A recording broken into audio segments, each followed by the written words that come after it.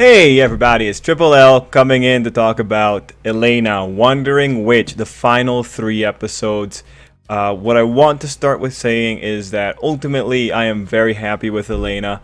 It is the only anime where every week I was actually looking forward to coming in to see what exactly was going on with the writing. And really, the final 3 episodes, not what I expected. I think we end up on a positive note, really legitimately, but I still think that the episodes have things that are worth talking about, especially the final episode. As you know, I feel like Elaina was a show about seeing how shitty Elaina is, and the final episode might be trying to do something to say that Elena's actually not that shitty, but I think when you look closely at the episode, there's enough room for that alternate interpretation that I personally really enjoy with Elaina. How this video is going to work, we're going to very quickly talk about the 2 episodes before the final episode, and then we're going to talk about the final episode in length. And that ultimately we're going to do that because I don't feel that the 2 episodes before it, the ones that feature all the relevant characters coming together, I don't think those episodes are all that valuable, aside from potentially being the final episodes of the material proper.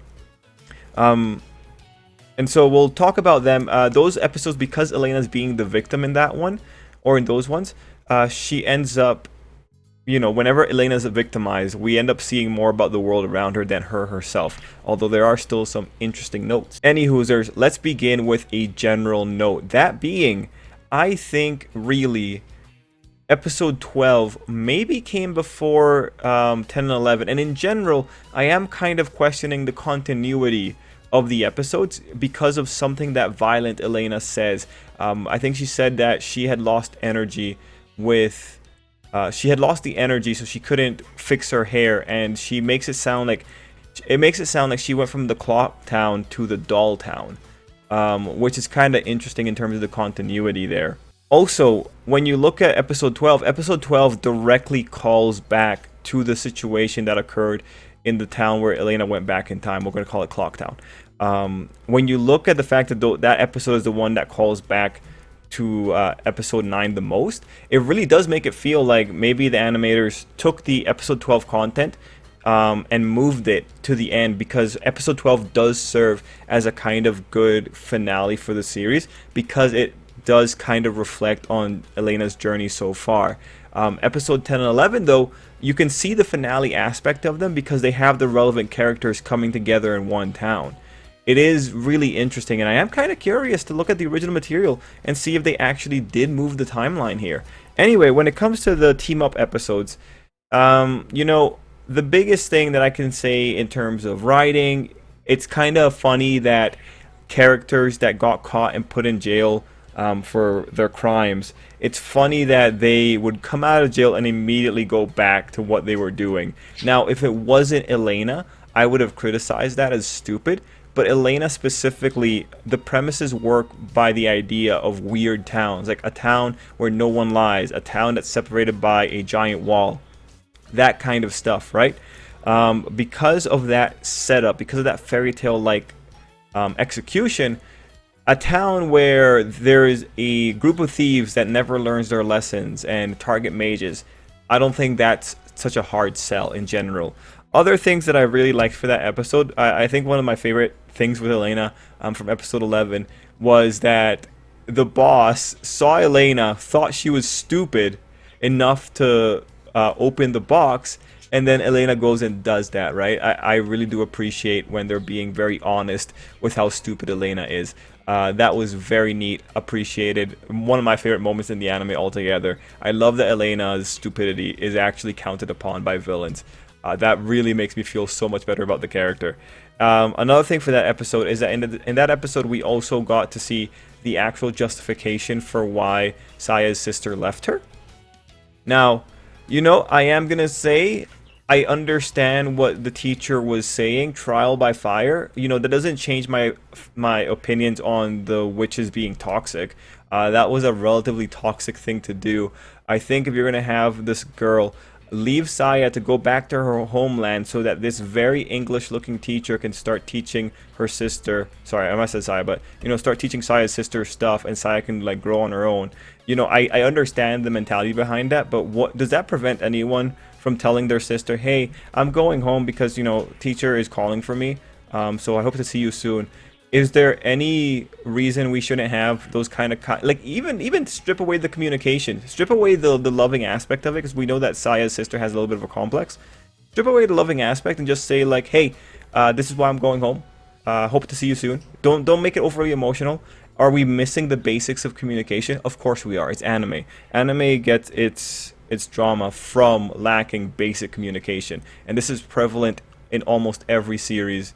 It's always an issue of communication, or like at least when it comes to drama, always comes down to an issue of communication. So with that out of the way, I don't really have much else to say. Actually, no, one more note about episode 11. Elaina again is consistent with her character of not wanting to face hard truths. Elaina is the kind of person that would run away to not feel the little sadness of parting. So her ultimately saying to Fran that she doesn't want to think about who Fran's teacher is, it's like, Elaina, that's not going to affect your journey. If anything, you not going back to see your mom is a really big dick move, Elaina. So again, Elaina is worthy of criticism on that one. Just because Elaina is so fragile, I can't, like, to some degree, Elaina feels like one of those Beverly Hills girls who was born into money, never really suffered any kind of hardship. Maybe hardship to them was having a giant credit card bill that they were told that they had to pay off for the first time in their life. I don't know. When those kind of people are talking about their struggles, it's a little bit harder with Elaina because, like, sometimes she has legitimate struggles. Again, witnessing someone dying in front of her eyes, that's a legitimate struggle, but not wanting to say goodbye so you're going to skip town, that's a dick move. And so it's just that emotional immaturity is still preserved, and I really appreciate that. Now moving into episode 12. Episode 12 is so interesting.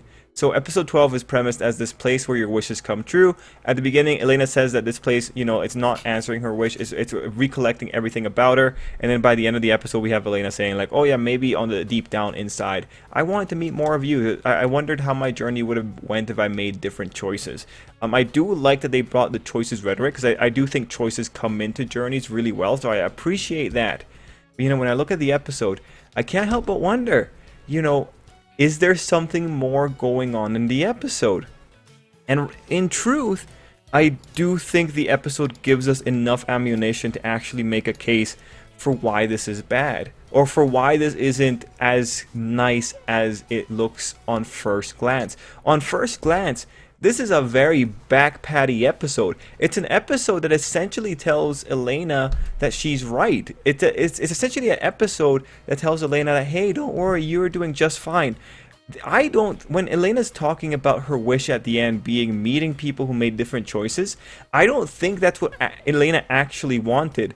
I think Elaina wanted to be told that her choices were correct. No, really think about that. Think about episode 9's content. And the idea that Elaina wants to be told that she's right makes sense. And this episode does point towards that. I mean, the very first thing I would point towards is the obvious metaphor. Elaina was put on a throne. Think about what it means that our Elaina, protagonist Elaina, was put on a throne. Automatically, the symbology of being on the throne puts you above every other Elaina that made choices. Your choices were superior to the other Elainas just by that one virtue. And then when you look at the end of the episode, how nice is it that Elaina gets a problem person, that she herself could talk down. How interesting that our Elaina got positioned in a place where she gets to say that her choices were the correct choices. How nice is it that Elaina gets to see the worst route and is able to say like, oh, actually no, this is how you should have interpreted it. Isn't that kind of odd that our Elaina gets to be in the situation where she is put above all the others? But it goes deeper than that. Elaina says that maybe the girls wanted to see all the other choices, right? All the other Elainas that could have come about at the end of the situation. And that sounds really good. Violent Elaina most likely really wanted to see what other choices were out there. But when you look at the list of which Elainas ended up here, there is a conclusion you can draw, and I have them written down here. So there's 16 Elainas, right? We have cash crazy Elaina, the one that's just trying to get money, which is honestly really close to greed. But we have super dumb Elaina that somehow is looking in thin air when she's talking to an Elaina. We have light Yuri Elaina that loves herself a lot. We have boob complex Elaina. We have moody delinquent Elaina. We have greedy Elaina. We have chuny Elaina. We have extra Yuri Elaina. We have depressed Elaina 1, 2, and 3. We have foreign Elaina, which you might argue that might be a that might be either a cursed Elaina, or maybe that might be... Actually, foreign Elaina might be one of the kinder ones. Then we have ghoul Elaina, slime Elaina, and finally violent Elaina. Of the 16, maybe only intellectual and foreign are neutral at best. But intellectual looks like she's a little bit of a... She looks a little bit like Elaina on the worst days. So what I'm trying to point out there, isn't it interesting that the 16 Elainas are essentially losers, with the possible exception of an intellectual and foreign? Isn't it interesting that the 16 Elainas are so maladjusted? Isn't that kind of weird? Isn't it kind of weird that in a premise about meeting other Elainas, you quite literally meet an Elaina that is undead. You meet 3 depressed Elainas. You meet an Elaina with emotional problems. Another Elaina with emotional problems. An Elaina that has brain damage. And the Yuri Elainas that don't seem all that competent. Isn't it kind of interesting that we see really no heroic Elaina? How is it that in a situation where we're talking about meeting Elainas that made other choices, why don't we get to meet the Elaina that made the heroic choices, like the people in the Mage Association? Maybe an Elaina that wouldn't see the Mage Association as negative people. If we can go all the way to having undead Elaina, or violent Elaina, why don't we have the opposite of an Elaina that saved people, right? Why isn't that there for us? And ultimately, when you look at this listing, it's again, I do think Elaina wanted to be reassured that she made the right choices. And what better way to do that than to show all the other loser Elainas? What better way to show that than to have our Elaina put literally on a pedestal? What better way than to have Elaina talk to her violent counterpart to teach a lesson? No. Ultimately, our Elaina, I think, needed to talk to the Elaina that made the ideal choices. The Elaina that tried to do the best that she could in spite of the things that she was encountering. But the reality is, again, I want to emphasize how maladjusted these Elainas look. Even the ones that look relatively stable on first glance, like chuny Elaina, it's like, well, chunies aren't usually all that competent. Chunies probably just end up messing up a lot. When you look at the Yuri Elainas, they can't hold a normal conversation. I don't actually trust them to actually care that much about other people. At best, our Elaina is the best of the worst. And at worst, I do think the wish that Elaina is coming up with at the end, I don't think that's the full story. I think Elaina just wanted to be reassured that she was correct. Because again, why show such a negative array of Elainas without a positive Elaina in there? Like the statement might be, the author might be saying like, oh no, like there is no better Elaina, is what they might be saying. But at the same time, I'd be like, I don't know, you can go to ghoul Elaina. So ultimately, what's interesting here is whether or not the alternate interpretation, this interpretation that I have, of this being a situation that exists solely to reassure Elaina that she was correct, backpat her because that's her deepest wish, does that interpretation stand? And here's the cool thing. I think Elaina has been so consistently written with showing her negative aspects and showing her cowardice, her cowardice, that I do feel comfortable saying that, yes, I think the alternate interpretation can stand. I think we can take this negative interpretation of Elaina and say that this wish was more for her to see that for her to be told that her choices were right. I think that interpretation does stand. Now, it's very possible that the author went into this and all these Elainas that came out are just the product of the comedy.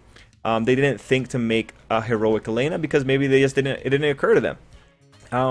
I think that does stand, but when you consider that this episode is following up on the trauma of episode 9, and when you consider the actual negative aspects of Elaina, I would be actually very impressed if the author had inadvertently made such a coherent picture of such a terrible person. But I do feel like there is some layer of subtext here, and again, it comes down to the choices of which Elaina was here. When it comes down to it, if I was to justify why heroic Elenas wouldn't show up here, I would say it's because maybe a heroic Elaina, an Elaina that made choices and chose to live with her choices, an Elaina that faced her consequences facing forward. An Elaina like that maybe wouldn't feel the need to actually see what her other alternatives were. A heroic Elaina sounds to me like a confident Elaina. And so, legitimately, I could make a case for why positive Elenas wouldn't come here, because positive Elenas wouldn't be wondering about their life. Depressed Elaina 1, 2, and 3, and Slime Elaina, and Violent Elaina, Ghoul Elaina for sure, it all makes sense to me why they would be there. And then the other negative aspects also make sense. Intellectual Elaina might be there out of just purely scholarly wonder, right? But when you combine everything, the fact that we're missing positive Elenas, the fact that our Elaina is put on a pedestal for not having any discernible qualities of her own, the fact that our Elaina gets to fix everything, fix all the bad in her life, when you put all that together, it does sound actually like wish fulfillment. It does sound like the epitome of wish fulfillment. Elena's wish is fulfilled here because she's told that she did no wrong, or that her choices led to the least amount of consequences. That's what she's being told here. And I find that aspect so interesting. So ultimately, when it comes down to Elaina wandering witch, we will do maybe I'll probably like regurgitate all this in a proper review for the series. But for me personally, when I look at this, I think this was a consistently written show. I think this is definitely one of my highlights. Now, this is, in terms of who you recommend this to, this is not a crowd pleaser in any which way. Elena's got too many negative personality traits. This show is ultimately going to be aimed at a niche audience, which is kind of weird to say. I think this show is best suited for viewers who don't necessarily want to go in deep. They don't want big philosophical concepts, because Elaina doesn't present big philosophical contests. It's more of a travel show. It presents surface level ideas that are kind of cool to see. This show, however, if you got someone on that spectrum, they are okay with mid-tier character introspection shows or character study shows, I think that would be a good show for them. Also, I think the kind of viewer that would be okay watching this, I think, are the kind of viewers that are okay with some level of nuance to the main characters. Ideally, the kind of viewer that watches this is the kind of viewer that can watch a show in spite of not liking the main character. So you need to be the kind of person that can dislike something but still appreciate the subject matter. And that dichotomy, that's a little bit hard to actually get in viewers and readers. Now, sorry, I was gonna say Yuri. Elaina does have those light Yuri elements. I do feel that's just coming out because of the nature of light novels and what audience you're ultimately targeting, such that the light Yuri elements, that serves to like grease the wheels. But the Yuri elements here are not strong enough to actually draw in that more flavored crowd. So ultimately, Elaina, if I was to recommend it to people, I would never recommend it to casuals. I would recommend it to people I specifically know are interested in seeing just a general story, and maybe interested in seeing different styles of main character, and are willing to look past a very dislikable main character and just see like the actual journey. Ultimately, the value in Elaina are the problems presented in every episode. In that sense, Elaina can also be very casual. So I would really not someone that wants deep character study. It has to be someone who is relatively open and is okay with just seeing a girl's journey, understanding that there is no real right answer with this girl, and understanding this girl is going to be likely rubbing you the wrong way. There are viewers like that, so I think this show will still find a spot, but unfortunately not casual friendly, not at all. Elena's too dislikable for that. Anyway, everyone, let me know what you thought down below. Let me know how you felt about Elaina. Again, you know, so happy I picked this up. It's one of the shows I consistently followed with, and I'm very happy. Like, this show made this format of video. I'm glad I adopted this format of video for this show. Anyway, everyone, thank you so much for watching. Until next time, I hope you have an absolutely great day.